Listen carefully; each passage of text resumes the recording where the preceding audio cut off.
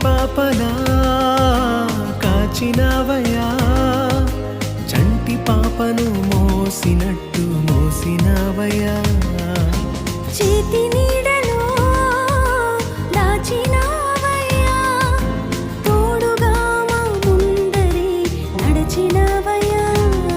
పోషించినవయా, బలపరచినవయా, భయము వలదని ధైర్యమునిచ్చినవయా. నడిపించినవయా, కాపాడినవయా, ఓటమంచులో విజయమునిచ్చినవయా. మా తలంపులు కావు నీ తలంపులే, మా జీవితాలలో జరిగించినవయా.